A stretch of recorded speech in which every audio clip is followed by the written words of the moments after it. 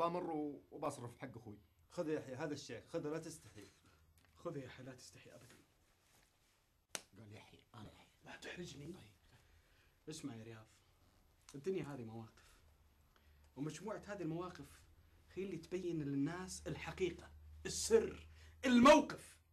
لازم نقول للناس، لازم الناس كلها تعرف الحقيقة، حقيقة موقفك الرجولي معايا يا يحيى. احنا عندنا اخ ثالث، اخ ثالث يا يحيى.